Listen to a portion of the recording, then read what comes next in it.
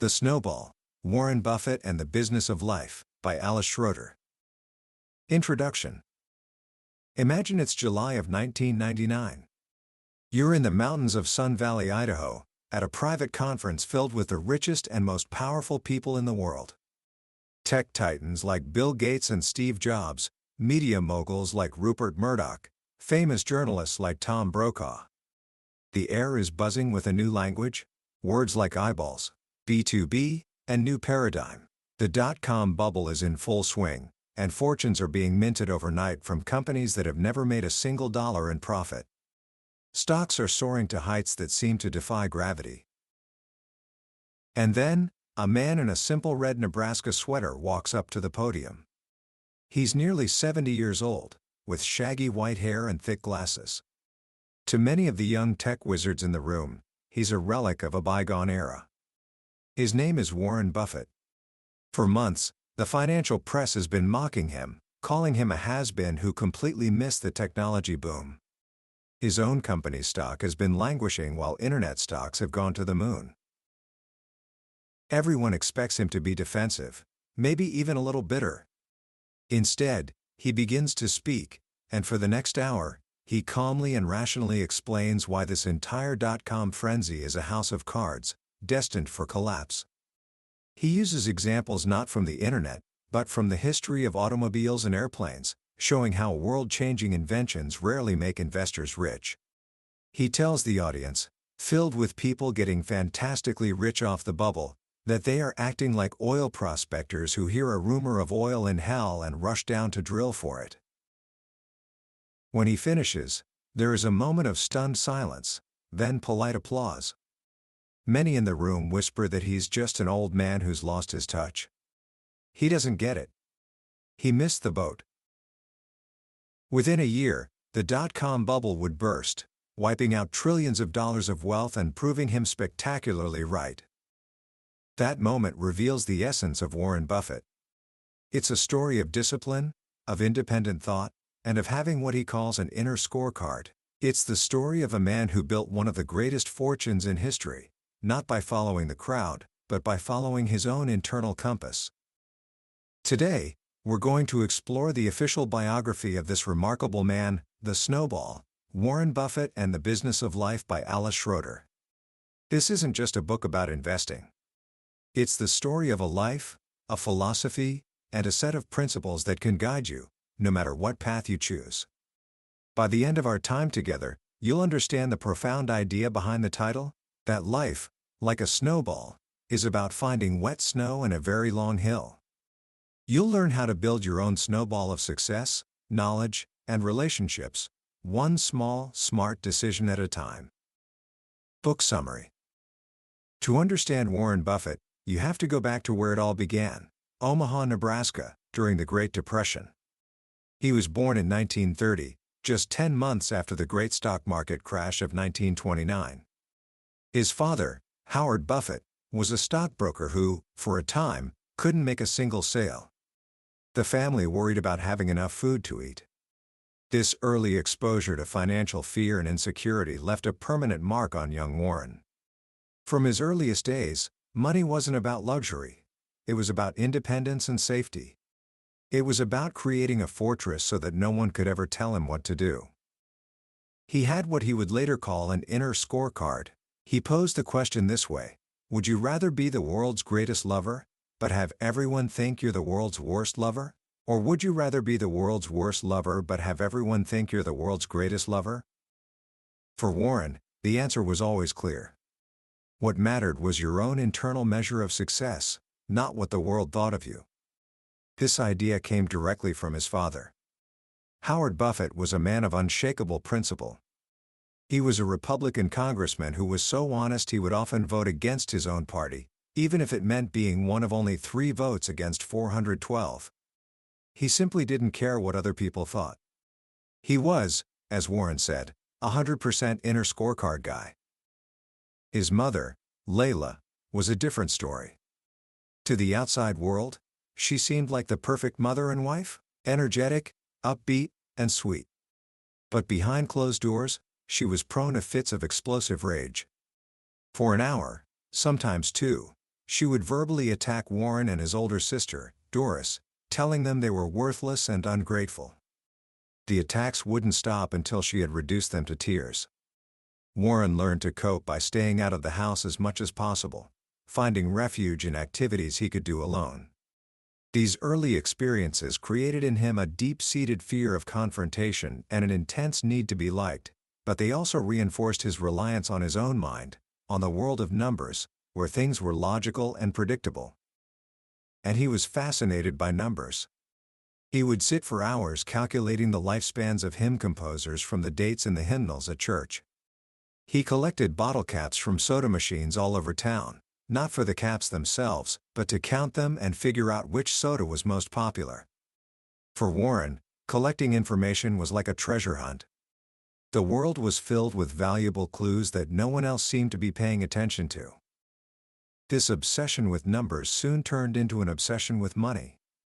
At just 6 years old, he started his first business, buying 6 packs of Coca-Cola from his grandfather's grocery store and selling the bottles door-to-door for a nickel profit per pack.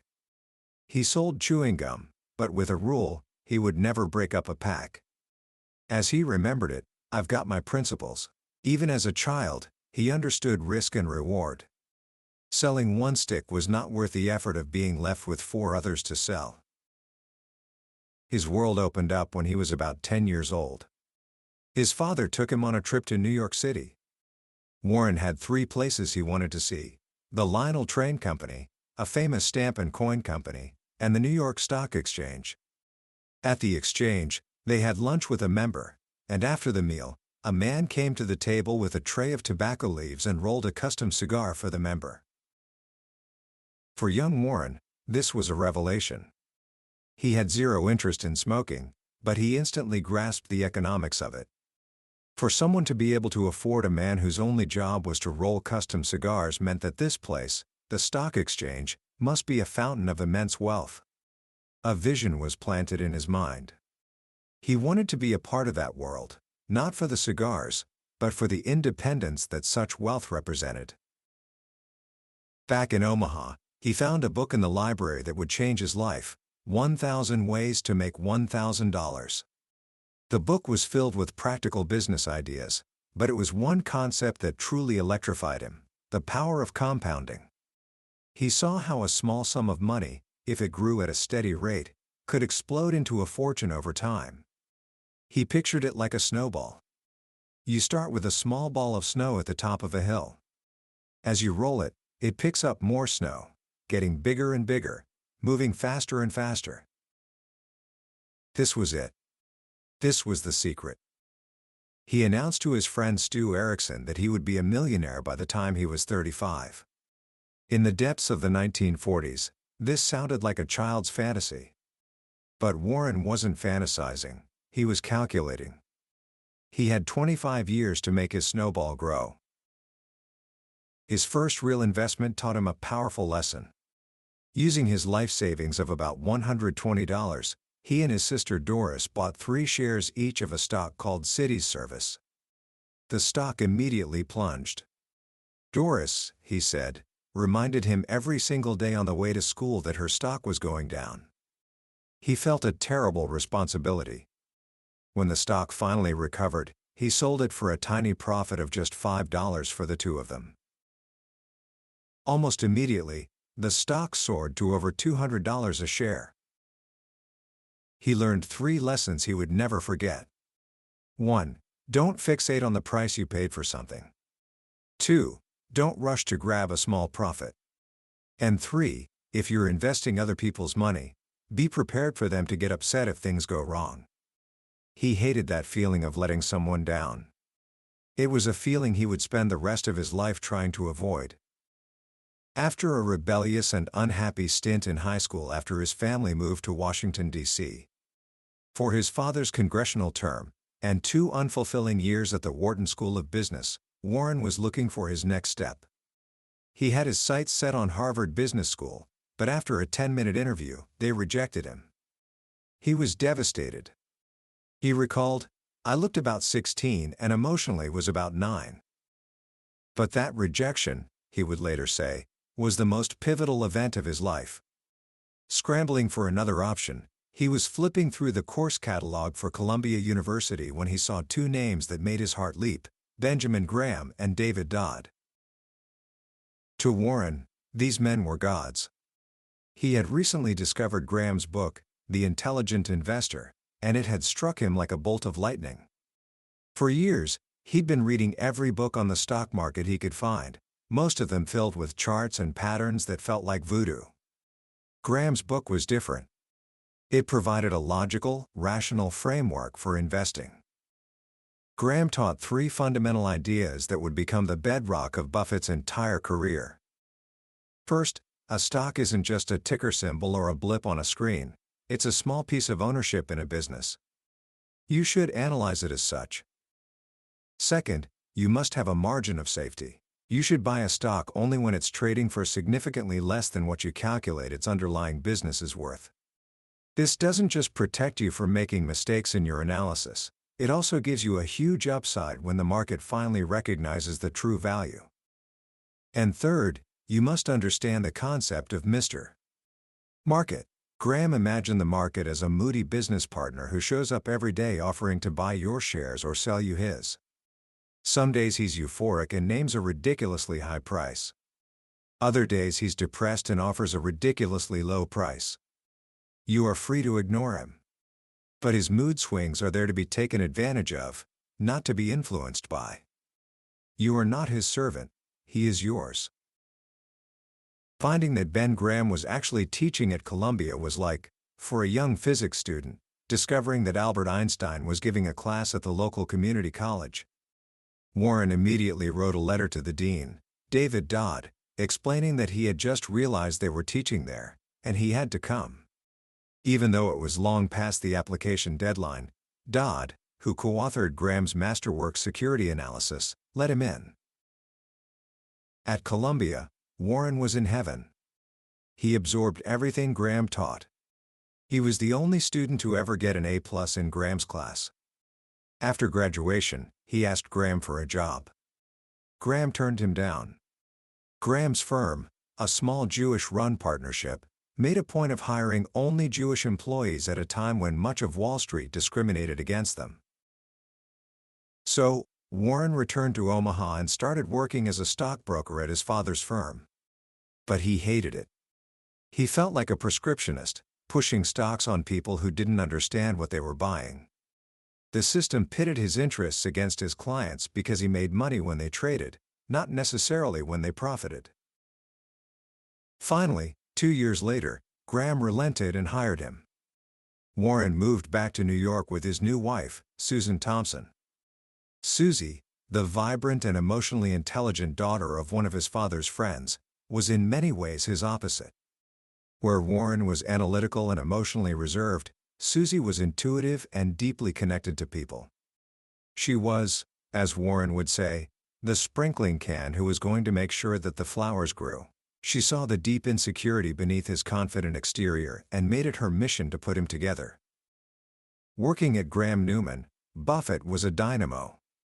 He hunted for what Graham called cigar butts, unloved, discarded stocks that were trading for so little that they had one last free puff of profit left in them. He learned the art of arbitrage, profiting from small discrepancies in the prices of related securities. But after a couple of years, Ben Graham, who had little interest in amassing a huge fortune, decided to retire. Buffett, now 26 years old and with a personal net worth of about $174,000, decided to retire too. He moved back to Omaha with a plan. He would start his own investment partnership, modeled after Graham's. On May 1, 1956, he gathered 7 partners, mostly family and close friends, including his Aunt Alice and his sister Doris, who collectively invested $105,000. Warren himself put in only $100. His rules were simple and strict. He would tell his partners nothing about what he was investing in. They could put money in or take it out only once a year. He would take a quarter of the profits above a 4% annual return, but he would also personally cover a quarter of any losses. He was putting his own skin in the game. He wanted partners, not clients. He wanted people who trusted him completely.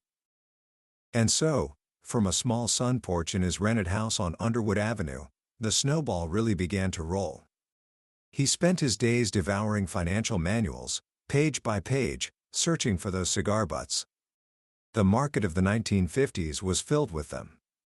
He found companies trading for less than the cash they had in the bank. Then, in 1959, he had a lunch that would change everything. A friend from Omaha introduced him to a lawyer from Los Angeles named Charles T. Munger. Munger was 6 years older, brilliant, opinionated, and just as fascinated with business as Warren was. They talked for hours, ignoring everyone else at the table. It was the beginning of an uninterrupted conversation that would last for decades. Charlie Munger would become the person who expanded Buffett's thinking beyond Ben Graham's cigar butt approach. Munger argued that it was far better to buy a wonderful company at a fair price than a fair company at a wonderful price. He pushed Warren to look not just at the balance sheet, but at the quality of a business, its brand, its competitive position, its management. What gave a company an enduring advantage, what Munger called a moat? This shift in philosophy was gradual, but it was profound. It led Buffett away from simply buying cheap stocks to buying great businesses to own for the long term. One of the first tests of this new thinking came with American Express. In 1963, the company was hit by a massive scandal. A subsidiary had issued warehouse receipts for millions of gallons of salad oil that didn't exist. The company was on the hook for enormous losses, and Wall Street panicked, convinced the scandal would destroy the company's reputation. The stock plunged. Buffett, however, did his own research. He went to restaurants and banks, asking people if they had stopped using American Express travelers' checks or credit cards. They hadn't. The scandal hadn't touched the core of the business, which was the trust people had in the brand. He saw that the underlying business was still a wonderful one, now selling at a fair, or even cheap, price. He invested 40% of his partnership's assets into the stock. Within a few years, the investment had multiplied many times over. His greatest vehicle, however, came from what he called his biggest mistake. In 1962, he started buying stock in a failing New England textile mill called Berkshire Hathaway. It was a classic cigar butt investment, trading for far less than the value of its assets. He bought the stock intending to sell it back to the company's management for a small profit. But when the CEO, Seabury Stanton, tried to chisel him on the price by an eighth of a point, Buffett got angry. Instead of selling, he started buying more. He bought until he had control of the company, and in 1965, he fired Stanton. He now owned a terrible business. The textile industry was dying, and no amount of effort could save it. He later said, "So I bought my own cigar butt, and I tried to smoke it. All you had was a soggy cigar butt in your mouth." That was Berkshire Hathaway. But Berkshire had one crucial thing: cash flow. Instead of reinvesting that cash into the failing textile business, Buffett started using it to buy other, better businesses. In 1967, he bought an insurance company in Omaha called National Indemnity. And with that, he discovered the power of float. Insurance companies collect premiums from customers up front and only pay out claims later. In the meantime, they get to invest that money, the float, for their own benefit. It was like having a huge, interest-free loan that kept growing. Buffett realized that if he could run the insurance business at a break-even or a profit, he was essentially getting paid to invest other people's money. This was the engine that would power Berkshire's incredible growth. He used the float from National Indemnity and other insurers he acquired to buy See's Candies, a fantastic business with a powerful brand that could raise its prices every year without losing customers. He bought the Buffalo News, a newspaper that, after a brutal competitive war, became a local monopoly, what he called an unregulated toll bridge. He was transforming Berkshire Hathaway from a dying textile mill into a diversified holding company for his investments. The 1973-74 market crash was a perfect opportunity. While others were panicking, Buffett was, in his own words, like an oversexed man in a harem. Stocks were cheap, and he had cash. This was when he bought a large stake in the Washington Post Company, run by his new friend, Katharine Graham. The newspaper was a phenomenal business, a monopoly in a major city, and its stock was absurdly cheap. The relationship with K. Graham opened up a new world for Buffett. He, the man from Omaha who ate hamburgers and drank Pepsi, was now a regular at her glamorous Georgetown dinner parties, sitting next to presidents and princesses. She taught him about a world of power and influence far beyond business, and he, in turn, became her most trusted business advisor, her teacher, her rock during crises like the Watergate scandal and a violent pressmen's strike. By the mid-1980s, Buffett was a billionaire. But his life was about to enter its most public and challenging phase. In 1987, he invested $700 million in the investment bank Salomon Brothers to save it from a hostile takeover. He put his trust in its CEO, John Gutfreund. It was a mistake. In 1991, a massive scandal erupted when a rogue trader at Salomon was caught rigging U.S. Treasury bond auctions. What was worse, it was discovered that Gutfreund and other top executives had known about the illegal acts for months and had done nothing. The firm was on the brink of collapse. The U.S. Treasury was threatening to ban Salomon from doing business with the government, a move that would have been a death sentence. In a desperate weekend of negotiations, Buffett was asked to step in as interim chairman to save the firm. He didn't want to do it. It meant moving to New York, dealing with a culture he despised, and putting his own reputation on the line for a mess he didn't create. But his own money, and more importantly, his reputation, were tied to Salomon. He had no choice. He flew to New York and faced a hostile press, angry regulators, and a terrified workforce. His message was simple and direct: lose money for the firm, and I will be understanding. Lose a shred of reputation for the firm, and I will be ruthless. He spent 9 months cleaning up the mess at Salomon, a period he described as anything but fun. But in the end, he saved the firm, restored its reputation, and walked away having cemented his status not just as a brilliant investor, but as a corporate statesman. Through it all, his personal life was undergoing its own quiet revolution. His wife, Susie, the center of his emotional world, had left Omaha in 1977 to pursue her own life and a singing career in San Francisco. It wasn't a divorce; their connection remained incredibly deep. They talked on the phone almost every day. But Warren was devastated. He was, in his own words, a wreck. Susie, knowing he couldn't function alone, had arranged for a friend, Astrid Menks, to look in on him and cook him meals. Over time, Astrid moved in and became his companion in Omaha, while Susie remained his wife and closest confidant from afar. It was an unconventional arrangement that, as Warren said, suited all of us quite well. The story of Warren Buffett is the story of compounding. Not just the compounding of money, but the compounding of knowledge, of relationships, and of reputation. He built his fortune by making one smart, rational decision after another, year after year, letting the snowball roll. He surrounded himself with people he trusted and admired, like Charlie Munger, who made him better. And he built a reputation for integrity that became his most valuable asset, the moat around his own personal castle. But as Alice Schroeder reveals in The Snowball, his life is also a profoundly human story. It's a story of overcoming personal insecurities, of the complex interplay of family, love, and ambition, and of a man who, despite his immense wealth, never lost sight of the simple, core principles he learned as a boy in Omaha. Commentary. When you close a book like The Snowball, you're left with so much more than just a timeline of a famous life. You're left with a feeling, a set of powerful ideas that seem to echo long after you finished reading. For me, the most powerful lesson from Warren Buffett's life isn't about how to pick stocks. It's about the profound importance of that inner scorecard he talks about. In a world that is constantly screaming for our attention, telling us what to value, what to chase, and who to be, having a strong internal compass is everything. Buffett's ability to stand in that room in Sun Valley in 1999 and calmly say, "I think you're all wrong," wasn't arrogance. It was the ultimate expression of his inner scorecard. He had done the work, his reasoning was sound, and what the crowd thought was simply noise. He was playing his own game.